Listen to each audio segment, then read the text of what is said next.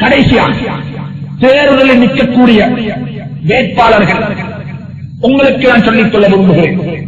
நீங்கள் எங்களை இந்த நாட்டினுடைய முஸ்லீம்களை பிரதிநிதித்துவப்படுத்தித்தான் நீங்கள் தேர்தலில் களமிறங்கியிருக்கிறீர்கள். உங்களுக்கு நாங்கள் சொல்லிக் கொள்வது, நீங்கள் பாராளுமன்றத்துக்கு தெரிவு செய்யப்பட்டாலும் சரி, தெரிவு செய்யப்படாவிட்டாலும் சரி, நீதி நீதியாக இருக்க வேண்டும், நேர்மை நேர்மையாக இருக்க வேண்டும், அமானிதம் அமானிதமாக இருக்க வேண்டும். எந்த ஒரு சந்தர்ப்பத்திலும் இந்த சமூகத்தை குட்டிச்சோராக்குவதிலும், இந்த சமூகத்தை பிரித்து ஆளுவதிலும், இந்த சமூகத்தை கட்சி அரசியலின் பக்கமாக விட்டுச் செல்வதை விட்டும் நீங்கள் இந்த சமூகத்தை பாதுகாக்காவிட்டால் நாங்கள் அல்லாஹ்விடத்தில் உங்களுக்காக வேண்டி நேர்வழிக்கு துஆ கேட்பது போன்று உங்களுடைய அழிவுக்கும் துஆ கேட்க வேண்டிய சந்தர்ப்பம் ஏற்படும் என்பதை மறந்து விடாதீர்கள். நான் முஸ்லிம் உம்மத்தின் சார்பாக பேசுகிறேன்.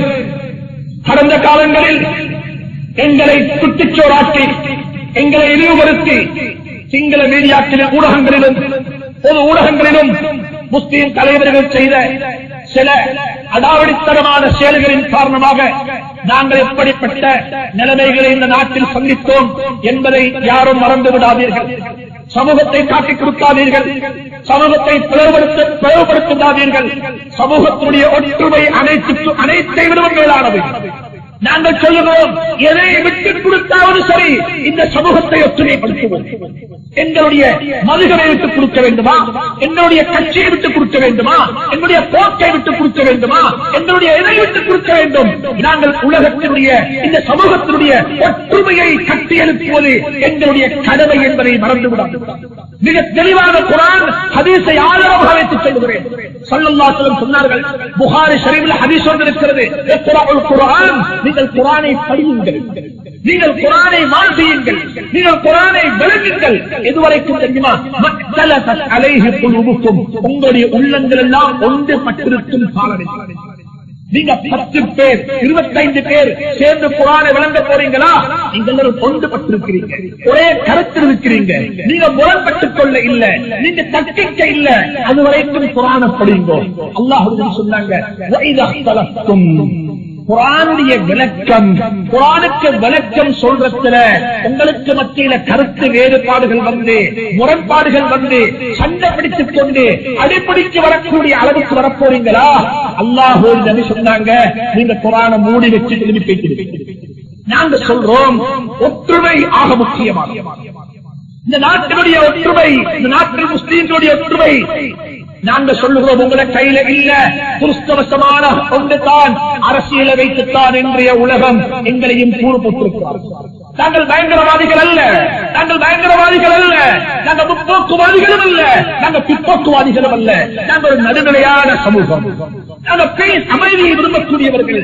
நாங்கள் பயங்கரவாதத்துக்கும் பயங்கரவாதத்தை வன்மையாக கண்டிக்கக்கூடியவர்கள். பயங்கரவாதத்துக்கு ஒரு போதும் நாங்கள் துணைப்படுவர்கள் அல்ல. இந்த நாட்டினுடைய அமைதிக்கு அன்று தொட்டு இன்று வரைக்கும் நாங்கள் சேர்த்திருக்கிறோம். எனவே பாராளுமன்றத்துக்கு தெரிவு செய்யப்பட இருக்கின்ற அல்லது தேர்தலில் தூத்திருக்கக்கூடிய அனைத்து முஸ்லிம் உம்மத்துக்கும் சகோதரத்துக்கும் சொல்லுகிறேன், அமைதிக்கான வழியை காட்டித்தாருங்கள், அமைதிக்கான வழியை கடைபிடியுங்கள்.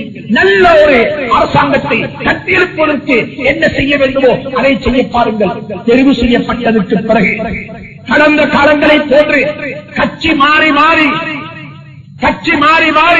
பேரம் பேசி எனக்கு இத்தனை மினிஸ்டர்ஸ் போஸ்ட் வேண்டும், எங்களுக்கு இத்தனை எம்பசிடர்ஸ் வேணும், எங்களுக்கு இத்தனை சேர்மன் சீட் வேணும் என்று சொல்லி பேரம் பேசி இந்த சமூகத்தை சீரழித்து விடாதீர்கள், சமூகத்தை சீரழித்து விடாதீர்கள்.